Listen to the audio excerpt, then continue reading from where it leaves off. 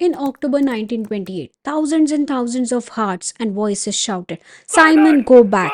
Go, Simon, go!" A hartal was observed and there was a sea of black flags when the Simon Commission arrived at Lahore. A group of 7 British members of parliament, headed by Sir John Simon, were sent to India in 1928 to study constitutional reforms and suggest changes.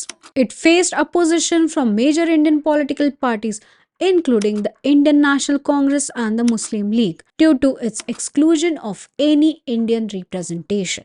This was seen as a violation of the principle of self determination and an insult to the Indian people.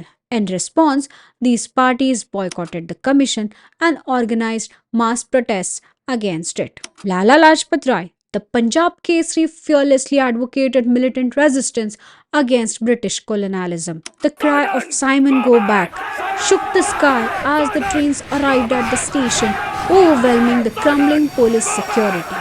In the midst of the impassable crowd, the police charged with their lathis, spilling the blood of innocent people. Lalaji's devoted friends Sukhdev, Yashpal, Bhagwati Charan, and others encircled him for protection. Police officer J.A. Scott signaled out Lalaji, ordering the brutal beating of his bodyguards, led by Saunders. Realizing the escalating conflict and impending bloodshed, Lalaji selflessly urged the revolutionary youth to disperse, safeguarding their lives. Reluctantly, they retreated, carrying within them an unwavering determination to confront and overthrow the oppressive British rule. A well known journalist, Kuldip Nayar, reproduced the horrible scene of this incident in his writings as follows. The Superintendent of Police J.A. Scott ordered a lathi-charge.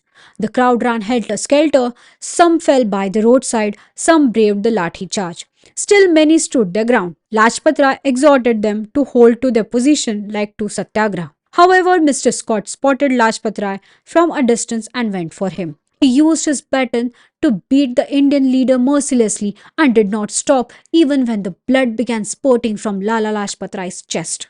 Scott did not stop till Lalaji fell down. It looked as if Scott was releasing his pent-up anger against all those who defied the British. He looked like an Englishman who wanted to teach a lesson to the crowd to let it know the fate of those who challenged the authority of the British. Only 9 years earlier, General R.H. Dyer, an Irishman born in Shimla, had wreaked his vengeance upon the people at Jallianwala Bagh of Amritsar for heckling a British woman in one of the city's bazaars. He too was motivated by the sentiment to set an example and to let the natives realize what the Raj would do to make them fall in line. On the same evening, there was a mammoth public meeting.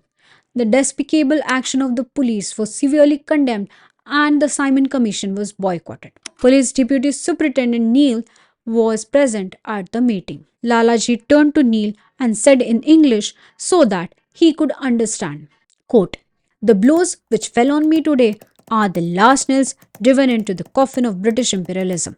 Unquote. The word from Lala Lajpat Rai to the youths would have been enough. They would have let loose rivers of blood. The country had to restrain its anger as Lalaji strictly practiced non-violence. Lalaji attended the All India Congress Committee and the all party meetings in the very week of the incident. But due to his injuries, he grew weak and returned to Lahore.